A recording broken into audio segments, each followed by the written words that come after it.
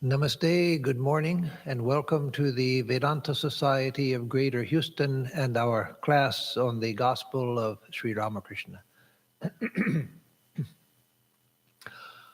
Om Sarva Jiva Papa Nashakaranam Bhaveshwaram Swikritang cha garbhavasa deha pashamidrisham yapitam swalilaya cha yena divya jivanam yapitam swalilaya cha yena divya jivanam Tannamami Deva Deva Ramakrishna Ishwaram.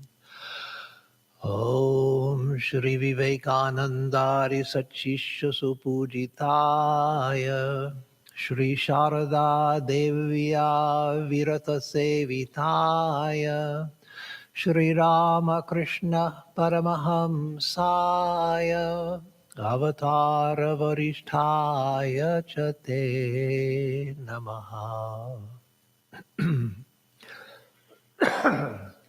We salute Sri Ramakrishna, God of gods and Lord of existence, who of his own free will took on human birth and lived a luminous life of divine play for the destruction of human ills.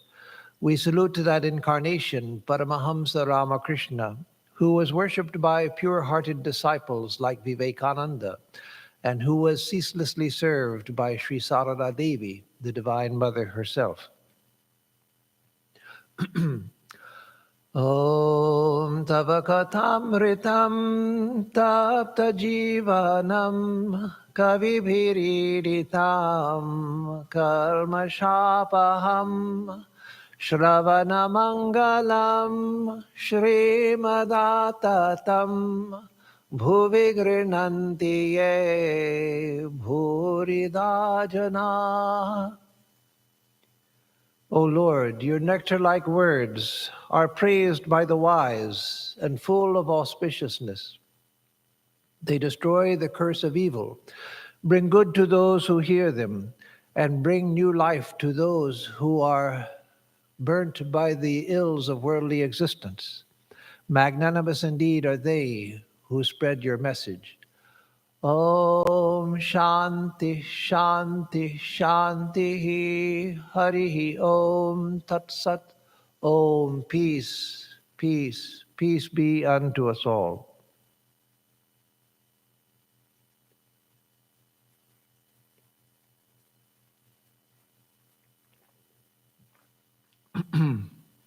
So this morning we'll continue our study of the Gospel of Sri Ramakrishna, and we are near the bottom of page 340, beginning Saturday, December 15th, 1883. M had been staying at Dakshineshwar with Sri Ramakrishna.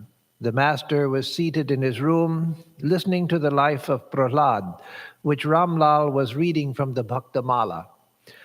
M was sitting on the floor. Rakal, Latu, and Harish were also in the room, and Hazra was on the veranda. While listening to the story of Prahlada's love for God, Sri Ramakrishna went into an ecstatic mood. So we saw last time that on December 14th, M had decided to stay at Dakshineshwar for a couple of days. And so he had spent the night, and now it was the next day. And it was Saturday, and so a number of devotees could be expected. But this must have been in the morning when there were just a few of the boy devotees. Ramlal, who stayed at the Kali temple, Sri Ramakrishna's nephew, who did the Kali or the worship in the Kali temple, and of course Hazra, Sri Ramakrishna's distant relative, who lived there as well. So from that time until the present, Sri Ramakrishna's relatives in his family line have been temple priests at Dakshineshwar. Sri Ramakrishna's older brother was the first. He passed away shortly after taking charge of the worship, right when the temple was brand new. He was the first priest. And then Sri Ramakrishna took over the priestly duties. Then he had to give it up because of the state of his mind being so high that he couldn't attend to the rituals in the proper way, with attention to time and procedure, because he saw the Divine Mother everywhere and had no idea of whether it was day or night. So then he retired from doing the worship, but since that time up until the present day, there are relatives of Sri Ramakrishna who continue the worship at the Dakshineshwar temple. So Ramlal, who was mentioned here, one of his nephews, he was doing the Kali worship during this period and for many, many years. And so they're reading, Ramlal is reading for Sri Ramakrishna from the Bhaktamala. Now, Sri Ramakrishna, it's often said that he was illiterate. No, he wasn't illiterate. He could read and he could write. Unlike the Holy Mother, even at the very end of his life, he still wrote. He wrote in charcoal that Naren shall teach others. Which Naren, the future Vivekananda, objected to strongly. But he did write it. And so he could read and write, but he did little of both. So he had very little education, but he did know how to read and write. But he never would sit and read a book. There's not an instance I know of where he was found sitting and reading a book. In fact, he talks about that on this day, later, further into the text. On this day. And so Ramlal was reading from Bhaktamala, which is a book in Bengali, a traditional book with stories of saints. I don't know if it's exclusively Vaishnava saints, but I know that most of the saints are Vaishnava saints. No, not exclusively, because I know of some stories there that are not Vaishnava, but Divine Mother stories. Anyway, most of them are Vaishnava stories. And so this was the story of Prahlada, the great devotee who is said to be the image of devotion. He was the son of a demon, Hiranyakashipu, who, as often happens in Indian mythology, excuse me, had taken over the world from the gods. He had defeated the gods in battle, and he had taken over the world. And his son, Prahlada, from the time he could speak, he was always praising Vishnu, praying to Vishnu, chanting Vishnu's name, etc., which drove the father crazy, because he said, I'm the Lord of the universe. You must give up this talk of Vishnu. But Prahlada wouldn't. And so his father tried in every way he could to punish his son in extreme ways, and nothing worked. He even tried in several ways to kill his son, to get him to silence him completely, and that also didn't work. And so what comes next is where God, Vishnu, incarnates in the form of Narasimha, half man, half lion. Now, in the story of the 10 incarnations of God, there was the fish was the first incarnation, Matsya. Then there was Kurma, the tortoise. Then there was the Varaha, the boar. And then comes Narasimha, half man, half lion. And after that, the human incarnations. But Narasimha incarnated for the special purpose of rescuing Prahlada from his father, and he devoured the father. However, as happens in Indian mythology and in Indian devotional thought, it's not just a story, it's believed that if God causes the death of someone to save someone else, the person who is killed is liberated. So Narasimha killing Hiranyakashipu meant that Hiranyakashipu was liberated from Maya. just as Ravana, when he was killed by Rama, he was liberated, or Kamsa was killed by Krishna, he was liberated. So let me just say a little bit more about Narasimha, or Nrisimha, as he's also called. It means the same, man-lion, literally. In India, Nrisimha or Narasimha is considered one of the terrific aspects of God, like Kali. And so you don't see many images of Nrisimha because it's considered that if you disrespect the image, even accidentally, it can bring bad consequences. So with images of Kali and images of Nrisimha, they are not commonly seen in homes and so forth because of the possibility of bringing bad luck on oneself by ignoring them. And so with Nrisimha, I've seen several Nrisimha shrines in India, in Bengal and in Varanasi and other places, where the image is kept closed up all year long, except on the day of worship of Nrisimha, one day in the year when Nrisimha is worshipped. But otherwise, it's kept closed up, not for public view, again, because it's considered one of the terrific aspects of God. So the story continues that here M is telling about this, what was being read.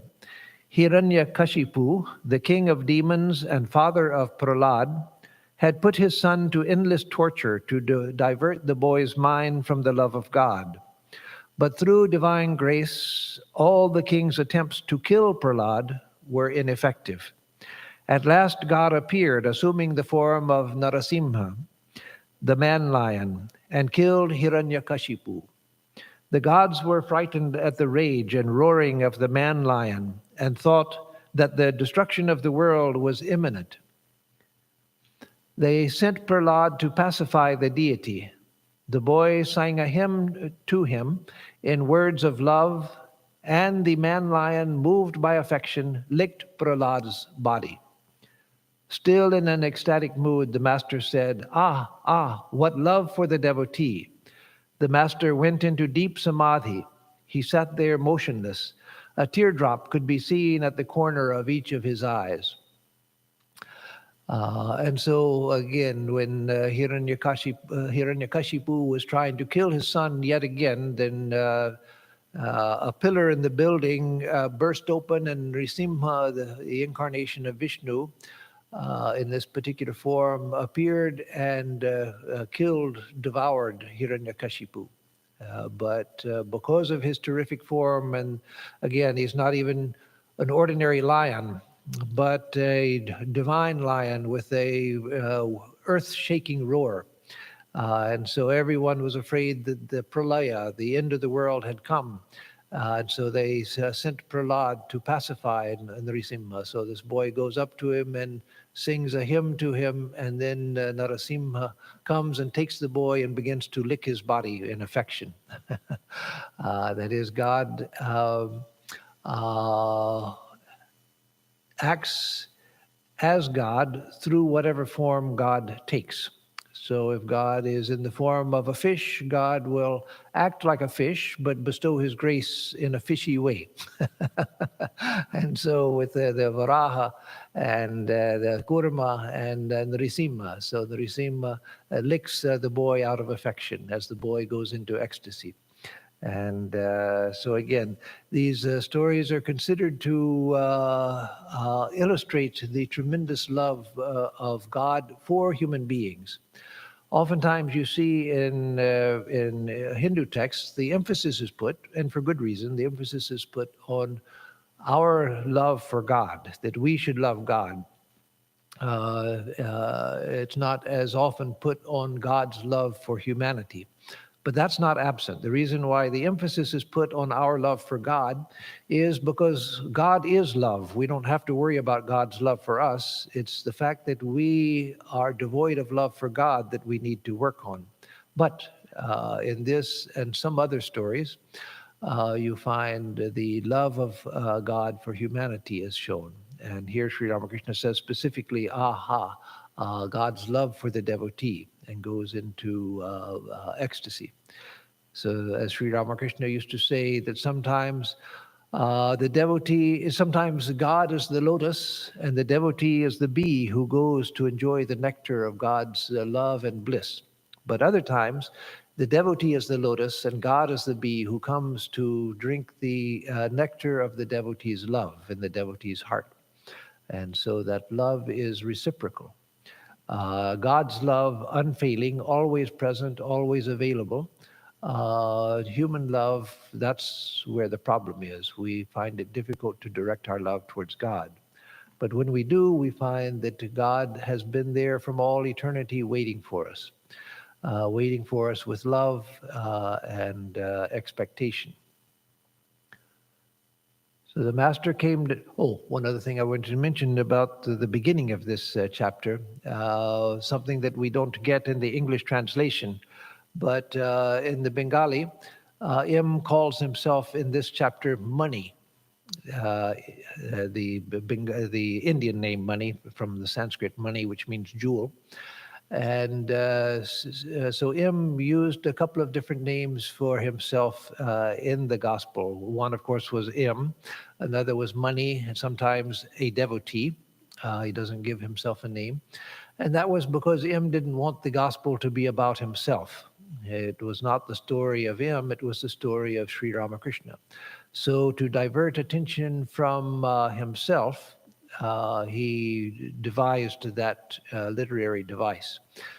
Swami Vivekananda said about the gospel when M sent him his first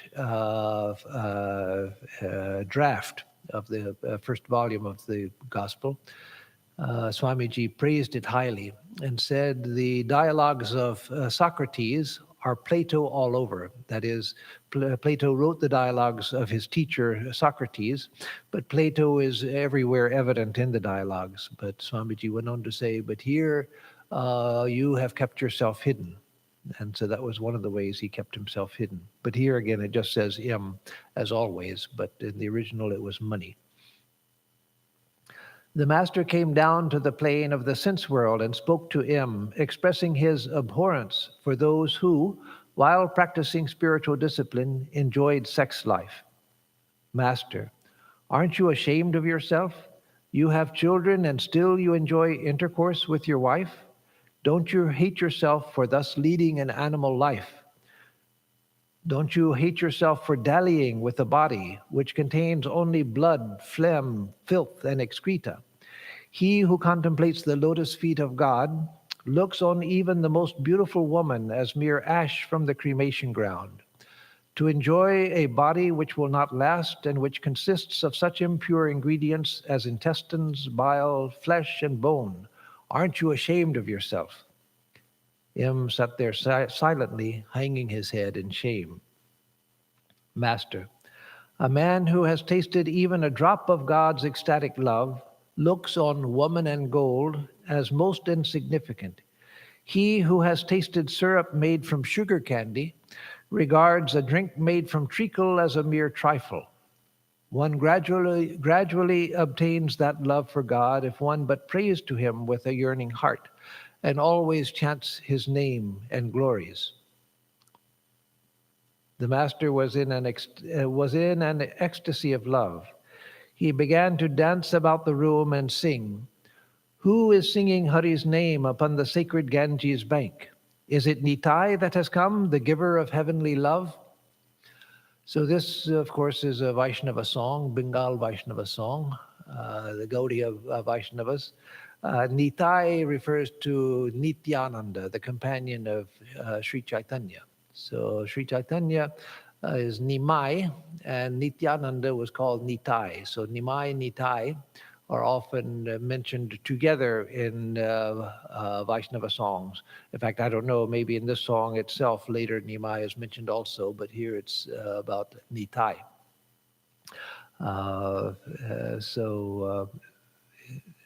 It was 10 o'clock in the morning. Ramlal had finished the daily worship in the Kali temple. The master went to the temple accompanied by M. So we can tell from this that The first part of this dialogue had happened early in the morning before Ramlal, when Ramlal was reading from the Bhaktamala about Prahlada. It was early in the morning, and then he went to do the worship in the temple. And so that was finished by 10 o'clock. So everything else had happened much earlier. So Ramlal had finished the daily worship in the Kali temple. The master went to the temple accompanied by M. Entering the shrine, the master sat before the image. He offered a flower or two at the feet of the Divine Mother. Then he put a flower on his own head and began to meditate. He sang a song to the Divine Mother. Thy name I have heard, O consort of Shiva, is the destroyer of our fear. And so on thee I cast my burden. Save me, O kindly Mother, etc. in the song. It's not given here, but it is a longer song. So here, Sri Ramakrishna offers flowers, one or two flowers, at the feet of the Divine Mother. So yes, though he had stopped doing the ritual worship because he could no longer pay attention to the time, place, circumstance required for the proper execution of the daily worship of Mother Kali, it doesn't mean that he didn't do any sort of worship. His worship became extremely simple. So he would often offer flowers, or sometimes he would offer a garland to Mother Kali. And then he puts a flower on his head. That's done in the worship. Those of you who have seen puja or who do puja know that there's a mental worship where you take a flower, put it on your head, and then you worship God internally. So Sri Ramakrishna was doing that. There were times before he gave up worship in the Kali temple when flowers that were meant for worshiping Mother Kali, he would worship his own body because he saw it as Kali. Again, the person Ramakrishna had disappeared, and there was nothing but Kali left. And so he worshipped this itself as Kali. That was one of the many reasons why he could no longer carry on the worship in the traditional way, and so he retired from the worship. But here he was doing it and then meditating, because that is a traditional part of the puja. Sri Ramakrishna returned from the Kali temple and sat on the southeast veranda of his room. He ate the southeast veranda of the room is the veranda which is opening into the courtyard of the Kali temple, for those of you who have been there. He ate some refreshments which had been offered at the temple, and the devotees also received a share. Rakal sat by the master and read about Lord Erskine from Self-Help by Smiles. Master to M. What does the book say? M. It says that Lord Erskine performed his duty without desiring any result for himself. Disinterested duty. Now let me stop for a moment and say that books like that, Self-Help by Smiles, with stories about different people like Lord Erskine, those were and still are very popular in India. Of course, they at one time were very popular here. And now there are all kinds of books on self-help of a different type, which tell you do this, do this, do this, the 7 keys to success and the 10 things that rich people do to get rich and so forth, all of these things. But it used to be, before self-help became a big industry in the last 30, 40 years, that what was popular were stories of famous people and the characteristics which made them great. Not made them great in terms of wealth or made them great in terms of fame, but great qualities of character. And so they were written to inspire people to emulate qualities of character that these people exhibited. They were very popular in India and very popular in the West as well. They originated, that type of book originated in the West, first in, I don't know about in other European countries, but first in England and then in America. And so in that tradition, there are books like How to Win Friends and Influence People and so forth, which use people as examples of how one can better one's life. And books like this were just stories of people, but in which the moral of the story was made obvious. So it says that Lord Erskine performed his duty without desiring any result for himself. Disinterested duty, Master. That is very good. But the characteristic of a man of perfect knowledge is that he doesn't keep a single book with him. He carries all his knowledge on the tip of his tongue. There's the instance of Shukadeva. Books, I mean the scriptures, contain a mixture of sand and sugar. The sadhu takes the sugar, leaving aside the sand. He takes only the essence. So here Sri Ramakrishna isn't criticizing the book or the idea, but saying that one of perfect knowledge. And of course, M was not yet a person of perfect knowledge, nor was Rakhal. They were both aspirants. And so we always have to remember who Sri Ramakrishna was talking to about what, in order to understand the intent of his teachings. And so here again, he wasn't criticizing, he didn't tell Rakhal to put away that worthless book. No, he said that's very good, learning disinterested duty and so forth. But he wanted to point to the fact that a realized soul goes beyond all of the scriptures. So Swami Vivekananda said once that in the West, every man walks around with a church on his head, and on top of the church is the book, meaning the Bible. That is, that in the Western religion, it was always considered that the organization, the church, is the supreme authority, and that a man has to bow before church authority. And then on top of the church, as if that's not heavy enough, then there's the Bible sitting on top of that. And no one ever goes beyond church authority or biblical authority. But the idea in India, in Vedanta, is that one goes beyond the scriptures, that the scriptures are like a grocery list, as Sri Ramakrishna would say, which tell you what you need on your journey towards God. But once you get there, just like a grocery list after shopping, you no longer need it. And so the scriptures are useless to one who has attained the goal. Useful, yes. And again, we have to remember where we are and what the teaching is meant to indicate for whom. So where we are, yes, the scriptures are great helps because they lift the mind, they inspire the mind, they tell us what the nature of truth is so that we can gradually change our thinking, through changing our thinking, we begin to change our perception, we begin to change our actions and so forth.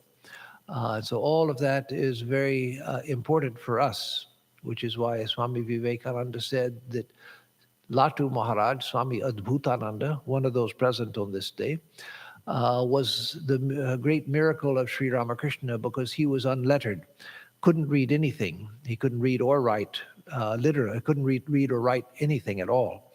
And so Swamiji said, we, the other brother disciples, we had the benefit of books. We could inspire ourselves, we could inform ourselves, but Latu had nothing but the instruction he got from Sri Ramakrishna and meditating on that instruction. No other outside help. So again, but for the person who has realized, then books fall away. So he says that a man of perfect knowledge doesn't keep a single book with him. He carries all his knowledge on the tip of his tongue because he's realized the highest truth. What need does he have for reading books? So Sri Ramakrishna, again, had Ramlal reading from the Bhaktamala, and not just the story of Prahlada on this day, but other days he has him read other stories. And so even a realized soul sometimes passes his time, how? Sometimes by listening to such things, but there's no need for that for the realized soul. If they do it, then that's okay, but there's no need for that. The narration continues. Vaishnav Charan, the musician, arrived and sang a few devotional songs. M spent the night in the Nahabat. So that M spent the night in the Nahabat, that's interesting because the day before, Sri Ramakrishna had suggested, well, you're going to spend the night here. Why don't you spend it in the cabin, the kutir, the hut, and the Panchavati? And M said, no, I'm going to spend it in the Nahabat. So he went to the Nahabat and couldn't sleep. He had thought that in the Nahabat, because of the beauty of the Ganges, he could see the moon,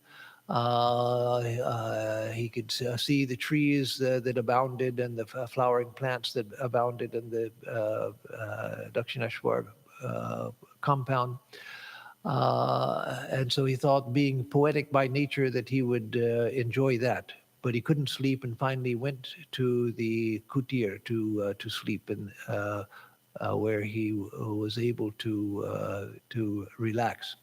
But now again tonight he's decided to go to the Nahabat. So then that's the end of that day. So we come to, on the top of page 342, Sunday, December 16th, 1883. Sri Ramakrishna was seated with M on the semicircular porch of his room at about 10 o'clock in the morning. The fragrance of gardenias, jasmines, oleanders, roses, and other flowers filled the air. The master was singing, looking at M. So before we come to the song, one of the wonderful things in tropical countries like India is that the flowers seem to be extraordinarily fragrant.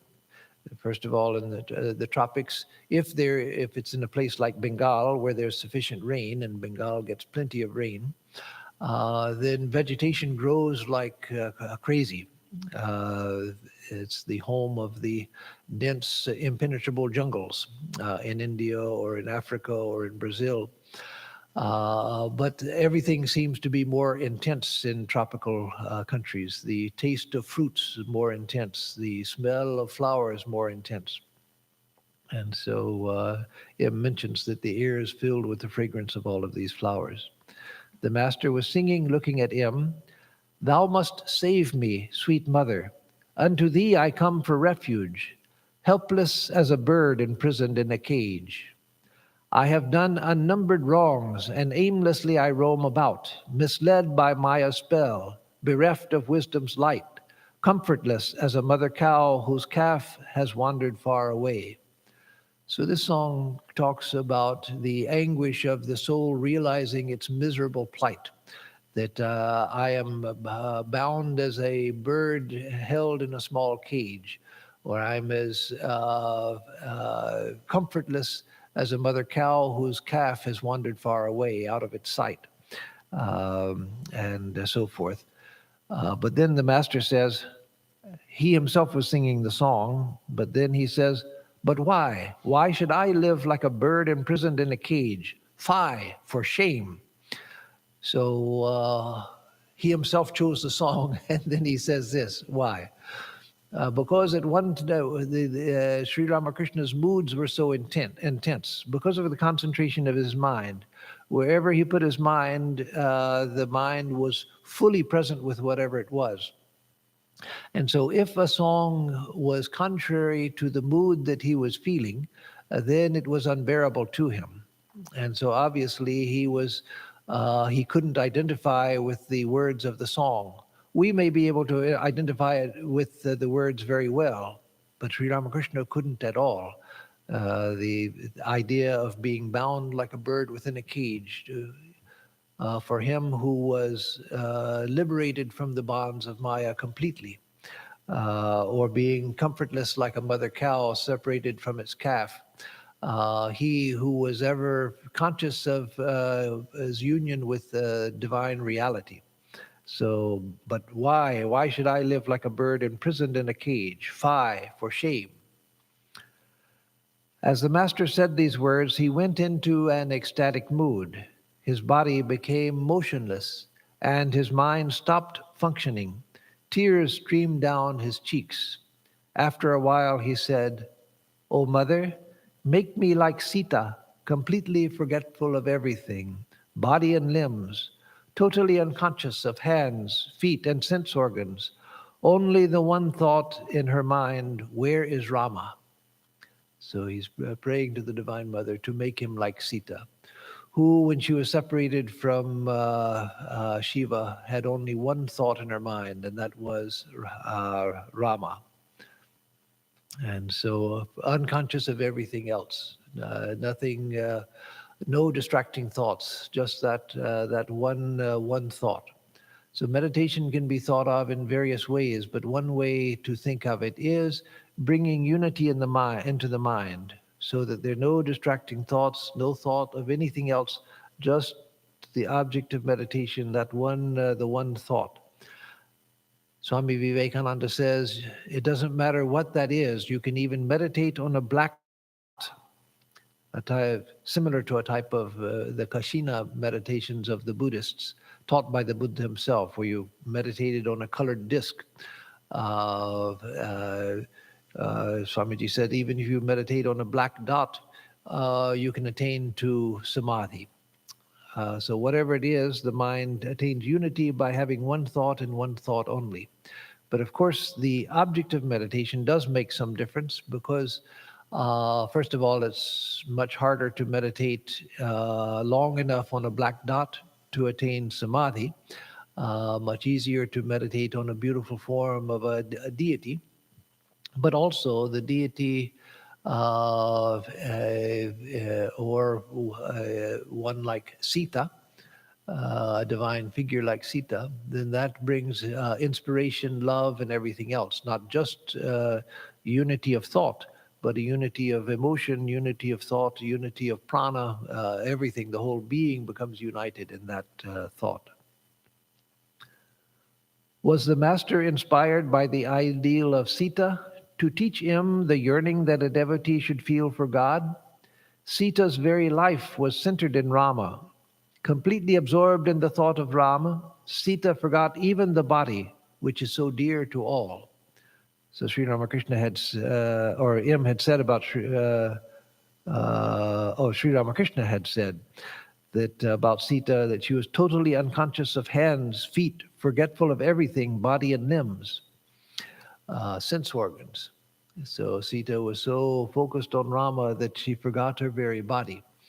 And so M asks, is Sri Ramakrishna saying this in order to inspire that sort of love in M?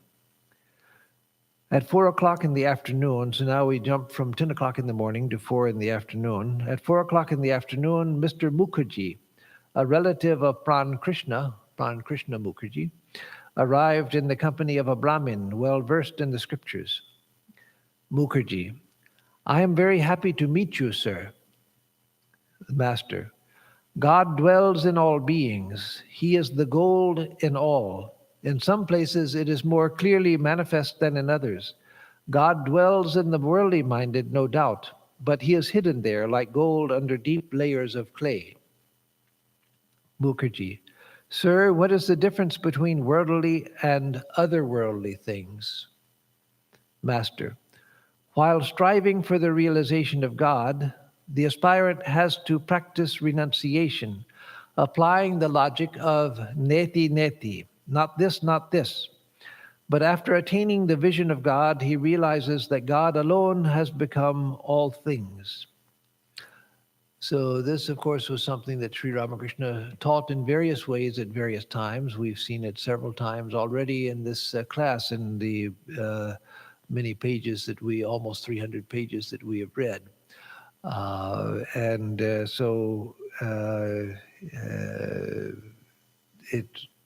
He's speaking of the process of attaining to knowledge through renunciation, that one says, neti neti, not this, whatever idea comes into the mind, whatever is perceived, a thought arises, a sense perception arises, even if the eyes are closed, you hear sounds, you feel sensations in the body.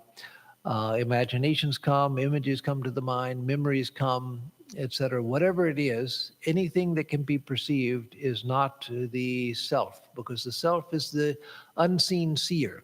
So if it's seen, it's not the self, it's just an appearance. So neti neti is to get back to the self so that we know consciousness in itself.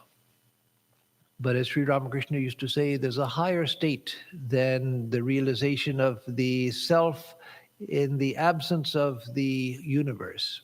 A higher state is when, after coming back to the perception of the universe, one can see it as Brahman itself. One sees everything as nothing but the reality, an appearance of the reality. Everything is just the play of the reality. And so then there's no more duality even between Brahman and Maya. It's all the same reality. So he used to say that that is the highest state. And so that's what he's talking about here. So then why do we have to practice, or why do we practice neti neti, those that are on the path of knowledge? A devotee doesn't often practice neti neti, but a person on the path of knowledge does. Why? Because at present, though everything is a manifestation of the divine, everything is divine, that means it's an appearance of consciousness, because consciousness is divine. There's no consciousness which is not divine consciousness. Consciousness in itself is divine. The consciousness that is our consciousness is divine consciousness. But that does us no good right now because we don't perceive it. We don't even know for sure what consciousness is. We just know that I'm conscious as opposed to sleeping. And that's all that I know of consciousness, is that I know that I'm sitting here and so I'm conscious. That's what consciousness is to us. No, that's not consciousness. That is known by the light of consciousness, but consciousness itself we don't know. So in order to see everything as divine, we practice neti neti to find out what divinity in itself is, meaning what consciousness in itself is, meaning what the self in itself is, meaning what existence in itself is. When we know that, then we can come back and see everything here as just a manifestation of that. But right now, all we see is manifestation, and we don't see what is manifesting. We see the book and the table and the cup and the microphone and the building and other people, and it's just those things appearing by themselves. And somehow we have the idea that I'm conscious because I know that I'm sitting here, and that's, again, is all that consciousness means to me. So I practice neti neti to find out, to get rid of the dross and find the reality, or as the example of the Paramahamsa, which literally means the swan or the great goose. The swan, it's said in Indian lore, is able to take a mixture of water and milk and take only the milk and leave the water. So that's the legend. I've seen some people explain it scientifically that they can actually do it, but I've never known anyone who actually saw a swan do it. And so I have doubts about the scientific explanation. Anyway, that doesn't matter for the legend. The legend is that the Paramahamsa can actually take the milk out of a mixture of milk and water. So that's what we try to do through neti neti. Find what the essence is and leave the appearance and find the reality. But once we've done that, then we can come back and see what Sri Ramakrishna is speaking about. The aspirant has to practice renunciation, applying the logic of neti neti, not this, not this. But after attaining the vision of God, meaning the attainment of the vision of pure consciousness, the realization of pure consciousness, he realizes that God alone has become all things. Sri Ramakrishna continues, at one time Rama was overpowered by the spirit of renunciation. Dasharatha, worried at this, went to the sage Vashishta and begged him to persuade Rama not to give up the world. The sage came to Rama and found him in a gloomy mood. The fire of intense renunciation had been raging in the prince's mind. Vashishta said to Rama, why should you renounce the world? Is the world outside God? Reason with me. Rama realized that the world had evolved from the Supreme Brahman, so he said nothing. So this is actually the story at the beginning of the Yoga Vashishta, or the Vashishta Ramayana. As you know, there are many Ramayanas. There's the original Ramayana, the Valmiki Ramayana, Later, there were other Ramayanas, like the Adhyatma Ramayana and others, and then every linguistic group in India has its own Ramayana, like the Tulsi Ramayana, Ramcharitmanas, in Hindi-speaking areas, and in Bengal there's the Kritidas Ramayana. And so there are many versions of the Ramayana, but one of them in Sanskrit is the Yoga Vashishta or the Vashishta Ramayana. And there it begins with Rama going out on pilgrimage to all the holy places in the world, meaning in the world of India at that time. And of course, he was the son of the prince, the son of a great king, and so he had a retinue that took him everywhere and provided for him. And he comes back and goes to his room and hardly comes out of his room. He stops attending to his personal appearance. He stops taking interest in meals. He has no interest in the dancing girls in the court, no interest in anything. And so his father becomes very worried that he seems to be deeply depressed. And so he sends for Vashishta, the great sage, to come and see what is wrong with Rama. And so Vashishta comes, and again, in this text, this huge Valmiki Ramayana, one of the largest poems in the world, but not nearly as long as the Mahabharata, but still one of a very vast poetic work, epic poem. And so Vashishta talks to Rama and finds that this is no ordinary depression, but Rama, having seen the world, feels fed up with everything. He has begun to think that what is the use of when life ends in death, when everything that is collected ends in the loss of one's possessions, if not before, at least at the time of death. When all beauty fades. So thinking like that, he loses interest in everything. And so Vashishta said that this that you have is not an ordinary depression, but a very auspicious state of detachment which has come. But you have to learn how to have that detachment, but still act within the world. And tells him that just as a bird cannot fly with only one wing, so you need two wings to fly through life. One, the wing of knowledge, and also the wing of karma yoga, the wing of action. So you need to learn how to act in the midst of a world which is a world ending in death and destruction.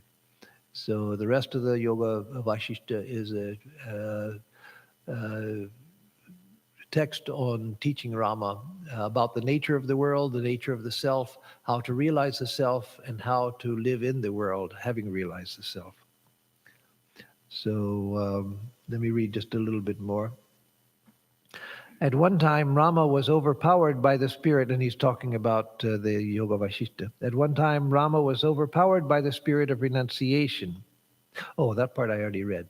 Buttermilk is made from the same substance as butter, Sri Ramakrishna says. One who realizes this knows that butter goes with buttermilk and buttermilk with butter. After separating the butter with great effort, that is to say, after attaining Brahmajnana, you will realize that as long as butter exists, buttermilk also must exist. Wherever there is butter, there must be buttermilk as well. As long as one feels that Brahman exists, one must also be aware that the universe, living beings, and the 24 cosmic principles exist as well. So this was a teaching that Sri Ramakrishna gave in many ways. And that is that after the realization of Brahman, one realizes that this universe, again, is nothing but Brahman. And that where the universe is, there Brahman is. Where Brahman is, there the play of the divine also exists. That the two, each one of the two implies the other, and that the two exist together. So as long as one feels that Brahman exists, one must also be aware that the universe, living beings, and the 24 cosmic principles exist as well. What Brahman is cannot be described in words. Everything has been polluted like food that has touched the tongue. That is, everything has been described in words, but no one has been able to describe Brahman. It is therefore unpolluted. I said this to Vidyasagar, and he was delighted. So that we read long ago in this class, the Sri Ramakrishna's meeting with Ishwar Chandra Vidyasagar, and how Sri Ramakrishna told him that Brahman alone has been undefiled by the touch of the tongue. So in India, anything that touches the tongue is defiled. It can't be given to anyone else. And if you touch your tongue, or even if you touch your lips, you're expected to go wash your hand. You can't touch anything else because the mouth is considered polluting. The idea behind it is that the mouth transmits karmic tendencies. And so anything that touches the mouth is colored by your character and your good and bad qualities. It's the idea behind prasad as well. Prasad meaning blessed food, food which has been offered to God, which ritually or in the process of the ritual, God is considered to have tasted the food. Then that food becomes blessed because God is the repository of all blessed qualities. And if a great illumined soul like Ramakrishna or the Holy Mother, if they touch food to their mouth, then that food becomes holy. And by eating that, one is purified. It's believed to be literally purified. But for the rest of us, food touching our mouths is considered to be polluting because it's not just the good qualities, but all of the bad qualities are present as well. So Sri Ramakrishna, that's just background for understanding. Sri Ramakrishna says that Brahman is the only thing which has not been defiled by the tongue, because there's nothing you can say about Brahman. We can talk about everything else, but we can't talk about Brahman because we do talk about Brahman, but none of those words reach Brahman. Brahman is beyond speech itself, beyond comprehension, beyond concept, realizable in the depths of pure consciousness, but not within the mind. It's beyond the mind and beyond speech, and so therefore beyond pollution by the tongue. But the knowledge of Brahman cannot be realized if the aspirant is worldly minded, even in the slightest degree. He succeeds in acquiring this knowledge only when his mind is totally free from woman and gold. Parvati once said to her father, "Father, seek the company of holy men if you want the knowledge of Brahman." So we'll stop here for today. So I'll give announcements, and then if there are any questions, I'll take those. So for announcements, on Saturday, day after tomorrow, is Ramakrishna's birth celebration here. His actual birthday is tomorrow, Friday. But here in Houston, we'll observe it on Saturday, the next day, this Saturday, so that more people can attend. So we'll have a puja starting at 10:30, lasting till about 12:30 here in the temple. All are invited. You don't have to register, but you do have to be fully vaccinated, and you have to wear a mask. So bring proof of vaccination and bring a mask, and you're welcome to come. We won't have, as we do traditionally here on Ramakrishna's birthday, we won't have a sit-down lunch of prasad. We will have a boxed prasad we'll give to everyone at the end of the puja. So again, no registration. You're all welcome to come as long as you're fully vaccinated and wearing a mask.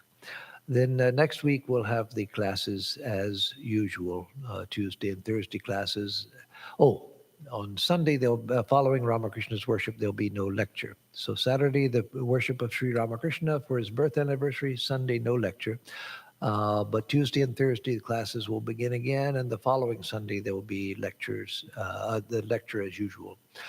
The only other announcement for now is April 1st, Swami Sarvadevananda is coming, and Swami Atmarupananda from Washington, D.C., and the next day, Pravrajika Brahma Prana from Dallas. They are all coming. And on Friday, we'll have no program, but Saturday morning, Swami Sarvadevananda will give initiation to those who have arranged with me beforehand to receive initiation. And on Sunday, we will not have the lecture here. That is April 3rd. There'll be no lecture here. Rather, we will have the inauguration of the new retreat with Swami Sarvadevananda, Swami Atmarupananda, and Pravrajika Brahmaprana all present. And so we invite people from all around to come for that event. We'll have more to say about the timing and the schedule later. So those are the announcements for now. And here there's a question. I love Sri Ramakrishna, but I must admit from time to time, the doubt creeps into my mind that his visions were actually hallucinations. Can you speak to moving past this doubt? That's a natural doubt that many people have. Swami Vivekananda, when he was Narendra, when he first was coming to Sri Ramakrishna, and saw Sri Ramakrishna and saw him go into ecstasy, he also thought that some of his visions were hallucinations.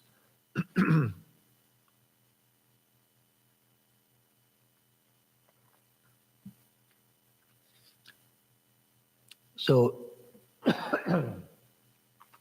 there are two ways to go beyond that doubt. One is very difficult, and that is by having similar experiences yourself and seeing that they're real. That's the hard way. And that may take a lifetime or several lifetimes to do, especially to have visions like Sri Ramakrishna had. Even great saints and realized souls rarely have the breadth and extent of the visions that Sri Ramakrishna had. The other way, which is what we ordinary people follow, is study. If you're interested in Sri Ramakrishna, as obviously you are, you wouldn't ask the question. And you often ask good questions or make comments,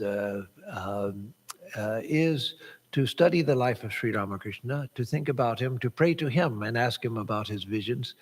And in time, what is likely to happen is that you begin to see that a man of such truthful character and a man of such extraordinary wisdom that his words carry more weight than the words of anyone else.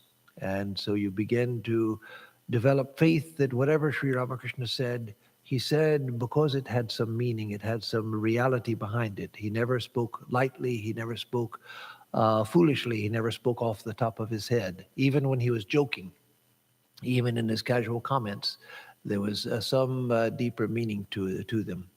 It said in the Yoga Vashishta, which I was talking about earlier, which Sri Ramakrishna was telling the story from about Rama, it said there that even the jokes of a realized soul are filled with illumination.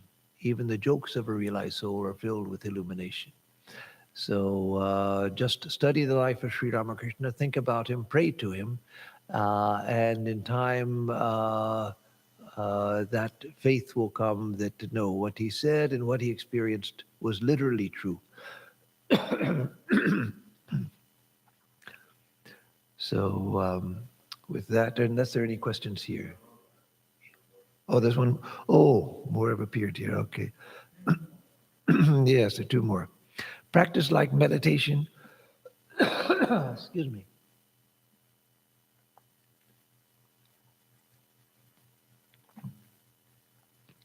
Practice like meditation, prayer, feels good, which I think is due to the happy hormones released after meditation.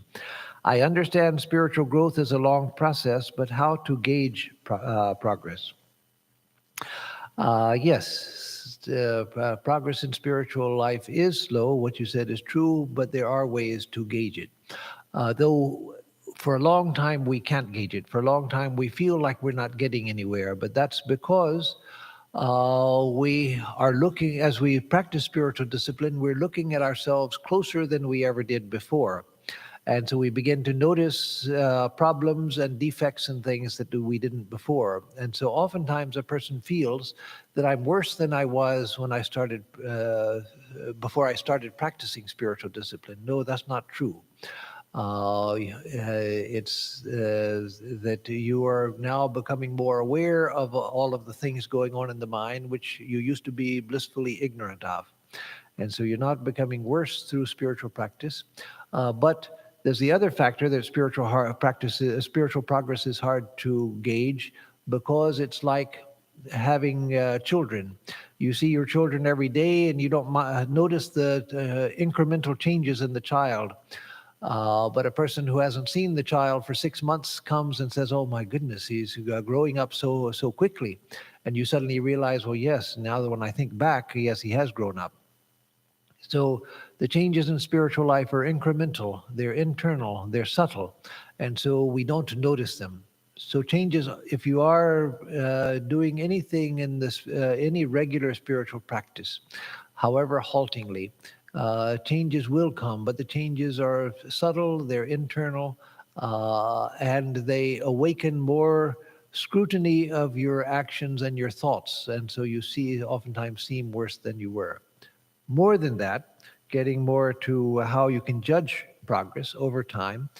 It's not by visions, it's not by extraordinary experiences and things. Some people are visionary by nature, and I know people who have visionary experiences without any spiritual development. They have some general interest in spiritual things, but they very easily have visionary experiences. Those don't have any significance.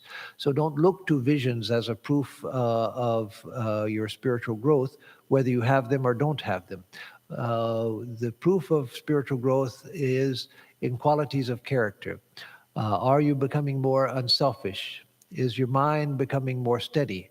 Are you becoming more patient? Are you becoming more able to face the problems of the world without getting disturbed? I say more able. If you're completely undisturbed by anything, then you're a realized soul. If you're completely free from anger, you're a realized soul. If you're completely patient with the patience of Job, you're a realized soul.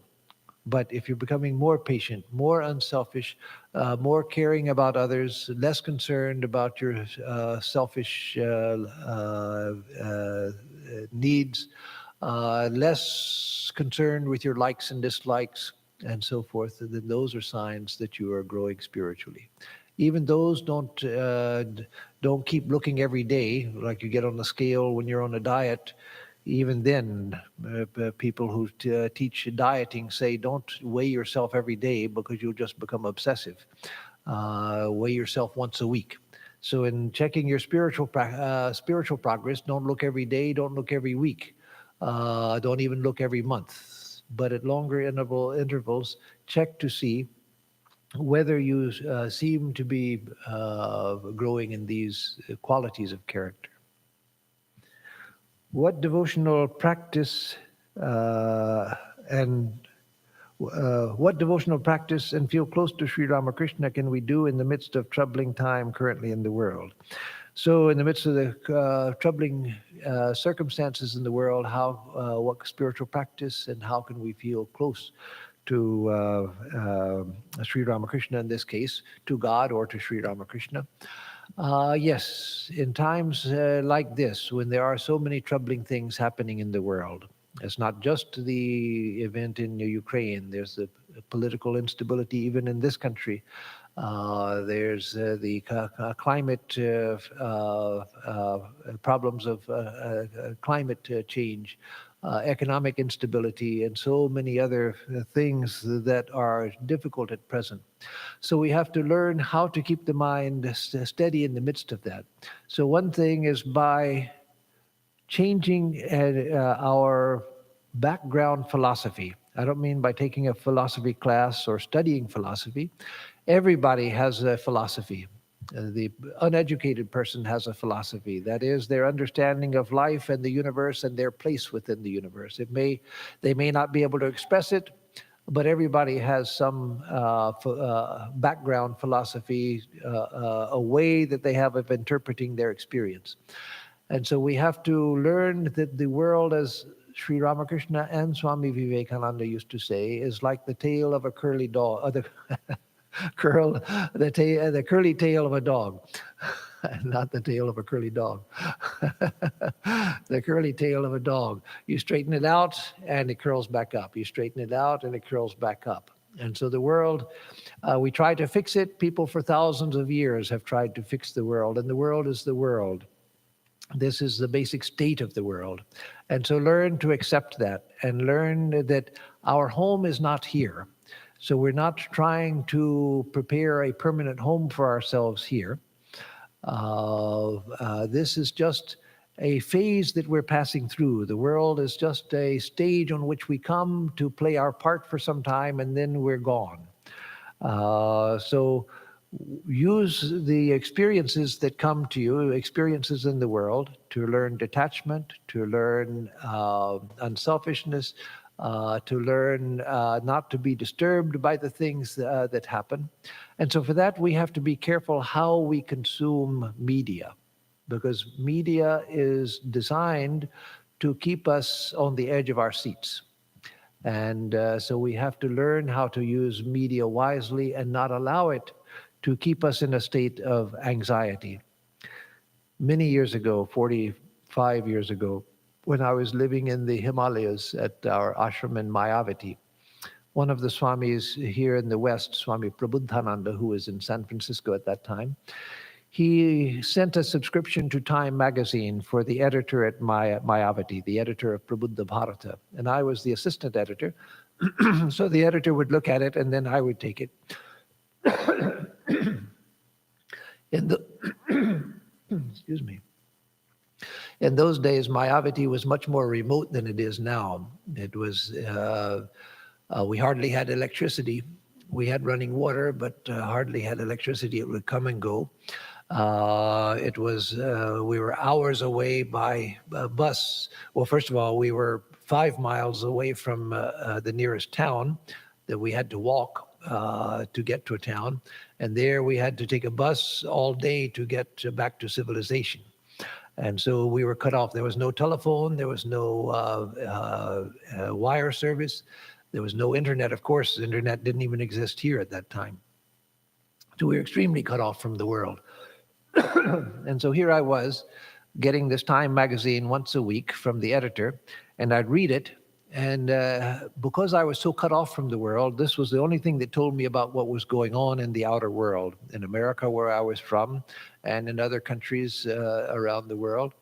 And every time I would read it, there was some huge thing happening in the world that was threatening the end of everything, it seemed. The next week, I'd get the magazine and I'd be wondering, well, what happened with such and such? And I'd find that that wasn't even mentioned. There was a new disaster waiting to happen that was being talked about. And the next week, something new. And I never found out there were all of these disasters building up, and I never found out. I finally realized that you sell news magazines by making everything seem like there's this impending doom. And yes, there are sometimes terrible things that happen in the world. Oftentimes there are. But that's the nature of the world. So I finally stopped reading Time magazine because I saw I have the extraordinary blessing of living in a place where I'm untouched by whatever is happening in the outer world. I can just concentrate on spiritual life. I don't have to think about anything else. So why am I feeding my mind with this news which is geared towards making me anxious? And it made me all the more anxious because I had no context. I had no other feedback from the outer world. I was just in an isolated place in the middle of the Himalayas, this one source of news. So all of that's to say we have to learn to be cautious about how we consume media because it's designed to make us anxious. So with that, I'll have to leave it at that because time is well up. So. Om Niranjanam Nityam Anandarupam Bhaktanukampa Dhrita Vigraham Vai Ishavataram Parameshamidhyam Tam Ramakrishnam Shirasa Namama. We bow in adoration to Sri Ramakrishna, who is stainless, eternal, infinite, the worshipful Supreme Lord who took human birth out of compassion for all. Om Shanti Shanti Shanti Harihi Om Tat Sat. Om peace, peace, peace be unto us all.